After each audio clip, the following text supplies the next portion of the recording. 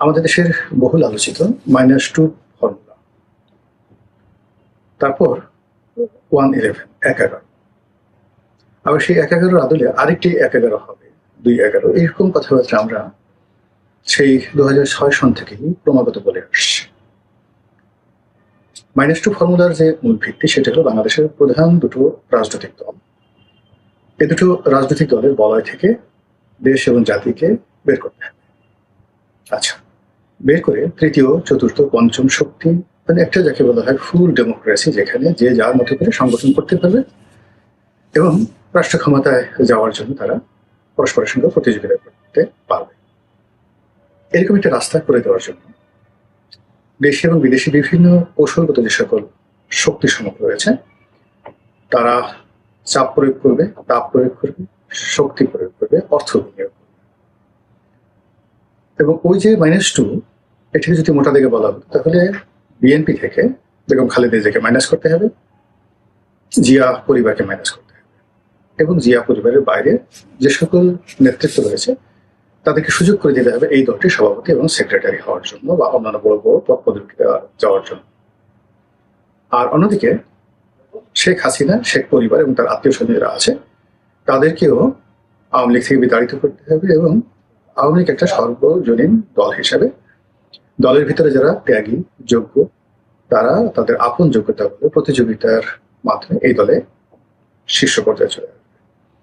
তো এই যে আপাত দৃষ্টিতে চমৎকার সুন্দর, শুনতে ভালো, এরকম একটি মিক্সচার, দ্য পলিটিক্যাল মিক্সচার, এটি 1/11 নামক যে ব্যর্থ সামরিক কু বা অভ্যুত্থান হয়েছিল 2006 সনে, তার প্রেক্ষিতে প্রায় টানা 1 বছর ধরে বিএনপির মধ্যে এবং আওয়ামী লীগের মধ্যে সংস্কারবাদী একটা গ্রুপ দাঁড় করে আনা হয়।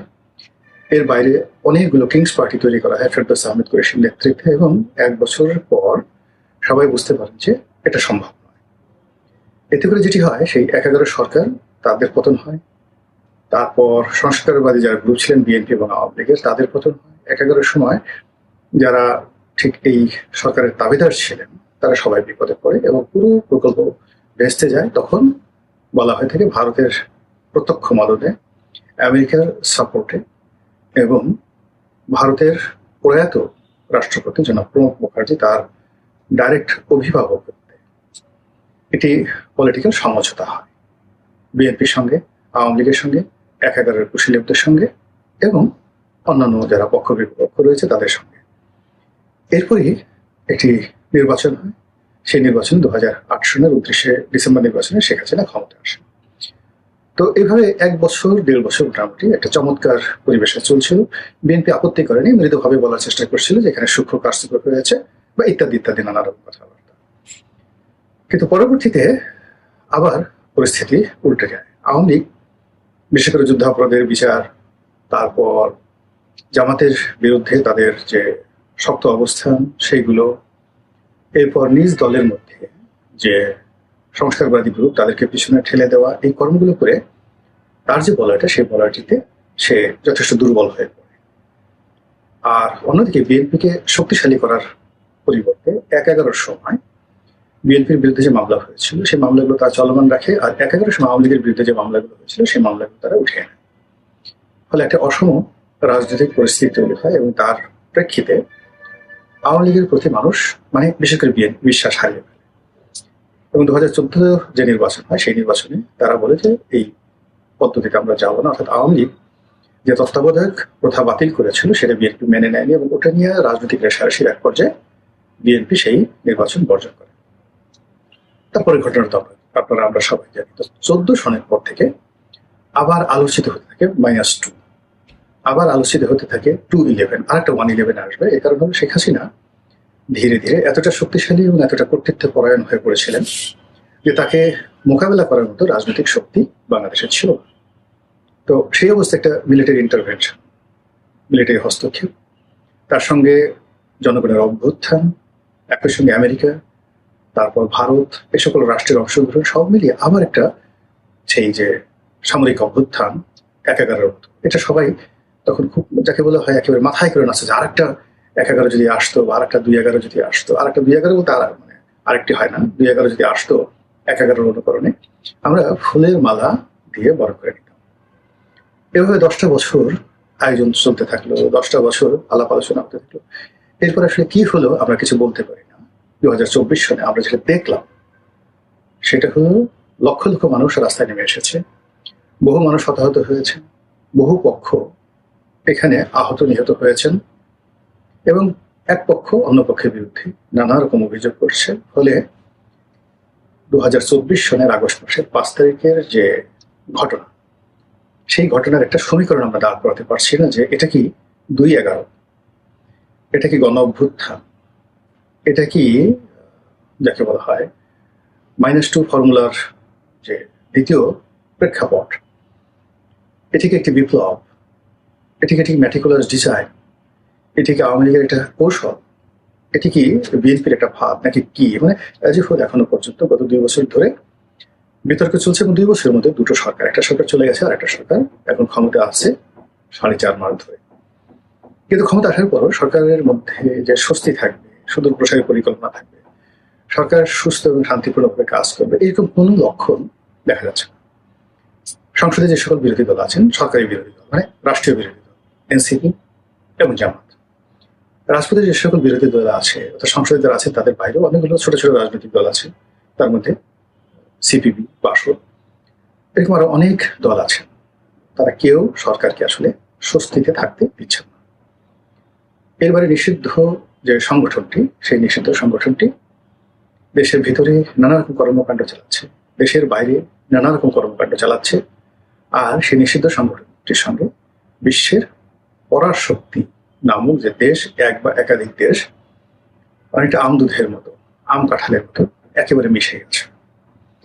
তারা বাংলাদেশে আরো একটি অস্বস্তিকর পরিবেশ, অস্থিতিশীল পরিবেশ তৈরি করার জন্য প্রাণান্ত চেষ্টা চালিয়ে যাচ্ছে।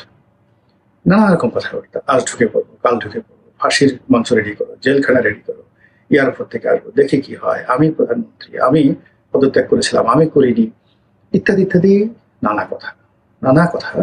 মানে যখন যে কথাটা বললে নিষিদ্ধ সংগঠনটির জন্য সুবিধা হয়, যখন যে কথাটি বললে সমাজে বিতর্ক তৈরি হয় এবং বিসংবাদ তৈরি হয় এবং একই সঙ্গে কনফিউশন, সন্দেহ এবং অবিশ্বাস তৈরি হয়, এই ধরনের কথা, কাজ, কর্ম, কৌশল এমনভাবে মার্কেটিং করা হচ্ছে, ব্র্যান্ডিং করা হচ্ছে দেশে এবং বিদেশে, যার ফলে সরকারের মানে এখন তারেক রহমান সাহেব না হয় যদি এখানে যদি জন এফ কেনেডি সরকার থাকতে, তিনিও সুস্থ থাকতে পারতেন না, স্বস্তিতে থাকতে পারতেন না। ফলে কি হলো, সরকারের কোনো কাজকর্মে গতি আসছে না। এই অবস্থায় আবার অনেকে সেই আশঙ্কা করছে যে তাহলে কি -2 ফর্মুলা একেবারে কনফার্ম হয়ে গেল? -1 তো কনফার্ম হয়ে গেছে একটি দল নিষিদ্ধ হওয়ার মাধ্যমে, এবং সেই দলের নেতা কর্মীদের একটা বিরাট অংশ জেলে গেছে, আর একটি অংশ দেশের বাইরে পালিয়ে আছে, যাদের বিরুদ্ধে মামলা, মোকদ্দমা, হামলা থেকে শুরু করে আরো বহু মানে তাদের মাথার উপর বোঝা হয়ে আছে, যারা বিদেশে পালিয়ে গেছে। তাদের সঞ্চিত অর্থ বাজেয়াপ্ত হয়েছে, তাদের সঞ্চিত অর্থ অনেকে মেরে দিয়েছে, তাদের অনেকে বয়স্ক হওয়ার কারণে বুড়ো হয়ে গেছে, তাদের সেই তেজ এখন আর নেই। আগামী 1-2 বছর পরে তারা আরো বার্ধক্যজনিত যে রোগগুলো হচ্ছে সেই রোগ এবং শোক দ্বারা আক্রান্ত হবে। তো কাজেই এটা -1, এটা তো একেবারে 100% কনফার্ম হয়ে গেছে। এখন সেই বিভিন্ন শক্তি যদি একত্র হয়ে রেজিম চেঞ্জ করার জন্য আন্দোলন করে এবং সরকার যদি কোনো কারণে সেটা পরিস্থিতি মোকাবেলা করতে ব্যর্থ হয়, তাহলে আওয়ামী লীগের মতো বিএনপির অবস্থাও ওইরকম মাইনাস হয়ে যাবে। অর্থাৎ এখন বিএনপির পতন মানে যে কোনো ভাবে পতন মানে বিএনপির অস্তিত্ব শেষ হয়ে যাবে এবং আওয়ামী লীগ বিএনপি এই দুটো দল আবার ফিরে আসবে, এটি কল্পনায় এবং কাব্যে কিংবা সাহিত্যে স্থান পাবে। বাস্তবতা এটা খুবই দুরূহ একটা বিষয়। তাহলে যখন এই দুটো প্রবল শক্তি রাজনীতির প্রতিদ্বন্দ্বী, একটির 100% দাফন কাফন হয়ে গেছে, আরেকটির দাফন কাফন করার জন্য সকল পক্ষ, মানে এখানে যার দাফন কাফন হয়ে গেছে সে কবর থেকে বলছে যে আমি তো মরছি, ওকে নিয়ে আসো, একসাথে আমরা কবরের মধ্যে গলাগলি করে থাকবো, এরকম একটা ঘটনা ঘটছে। আর অন্যান্য যারা আছে তারা মনে করছে যে না, সতীনের যে ছেলে তাকে দেখতে আমার একদম ভালো হচ্ছে না, কাজেই যে কোনো মূল্যে এই অবস্থা থেকে আমাদের মুক্তি পেতে হবে। এই জন্য সকল পক্ষ চক্রান্ত করছে এবং এই চক্রান্ত মোকাবেলা করে বিএনপি যদি টিকতে পারে গাজী, আর যদি টিকতে না পারে তাহলে তারা আওয়ামী লীগের মতোই মাইনাস হয়ে যাবে। তো সেক্ষেত্রে কি হলো, দুটো মাইনাস হয়ে গেল। এরপর এটা মাইনাস হওয়ার পর একটা শক্তি তো আসতে হবে। সেই শক্তিটা কি, কারা? অতীতে যেভাবে একটি শক্তিকে আনার জন্য প্ল্যান ছিল। যেমন আমাদের দেশে যে নির্বাচনের আগে মেরুকরণ হয়, সেই মেরুকরণ ধরেন 91 নির্বাচনটাতে কোনো মেরুকরণ করা যায়নি, তো 96 থেকে প্রতিটি নির্বাচনে কিন্তু বিদেশি পক্ষের একটা ইনভলভমেন্ট ছিল। তো সেই ইনভলভমেন্টের কারণে বিদেশি শক্তিগুলো তারা মোটামুটি সিদ্ধান্ত নিত যে এই দলটি বা এই গ্রুপটি ক্ষমতায় আসবে। এমনকি 11 সময় 2011 সময়ও এরকম ঘটনাগুলো ঘটেছে। -2 নিয়ে গোলাম মাওলা রনির গুরুত্বপূর্ণ বিশ্লেষণ। যে কথা বললাম সেটা কনফার্ম যেটা হয়ে যায়, তাহলে +1 একজনকে তো একটা দলকে আনতে হবে। সেই দলটা কে? জামাত, এনসিপি, বামাত নাকি কারা? নাকি একেবারে সম্পূর্ণ হামিদ কারজাইয়ের মতো, আফগানিস্তানের হামিদ কারজাইয়ের মতো এরকম কেউ যে আমেরিকাতে থাকেন বা আমেরিকাতে ছিলেন, তাকে কেন্দ্র করে একটি সরকার গঠন করা হবে। তার পিছনে শক্তিশালী যে পক্ষগুলো, দেশি বিদেশি পক্ষগুলো সশস্ত্র অবস্থায় থাকবে। মূল রাজনৈতিক যে দলগুলো তাদেরকে দৌড়ের উপরে রাখা হবে এবং শিশির মতো, মিশরের শিশির মতো এরকম একটা সরকার ব্যবস্থা চালু হবে।